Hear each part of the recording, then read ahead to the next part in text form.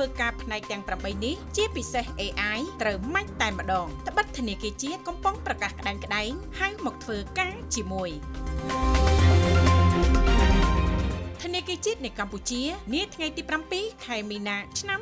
2025នេះបានចេញសេចក្តីជូនដំណឹងដល់សាធារណជនឲ្យបានជ្រាបពាក់ព័ន្ធនឹងការជ្រើសរើសបុគ្គលិកទាំងពីរភេទដើម្បីចូលមកបម្រើការងារនៅធនាគារជាតិនៃកម្ពុជាក្រោមក្របខ័ណ្ឌមន្ត្រីជាន់ខ្ពស់កនិងក្របខ័ណ្ឌមន្ត្រីក្រមការខជាច្រើនរូបតាមផ្នែកដូចខាងក្រោម 1. ផ្នែកបញ្ញាសិប្បនិម្មិតដែលហៅកាត់ថា AI ឬ Machine Learning 2. ផ្នែកបញ្ញាសិប្បនិម្មិតពាក់ព័ន្ធនឹងសន្តិសុខ Cyber 3. ផ្នែក Penetration Testing 4. ផ្នែកគណនេយ្យឬធនាគារនិងហិរញ្ញវត្ថុ 5. ផ្នែកសេដ្ឋកិច្ច 6. ផ្នែកច្បាប់ 7. ផ្នែកបរិយាបន្នហិរញ្ញវត្ថុ 8. ផ្នែកដោះស្រាយបណ្ដឹងអតិថិជនគួរជម្រាបថាធនាគារជាតិនៃកម្ពុជាគឺជាធនាគារកណ្ដាលរបស់ប្រទេសកម្ពុជាមានតួនាទីជាអាជ្ញាធររូបិយវត្ថុនិងត្រួតពិនិត្យប្រព័ន្ធធនាគារនៅកម្ពុជាបេសកកម្មចម្បងរបស់ធនាគារជាតិនៃកម្ពុជាគឺកំណត់និងដឹកនាំគោលនយោបាយរូបិយវត្ថុក្នុងគោលដៅរក្សាស្ថិរភាពថ្លៃ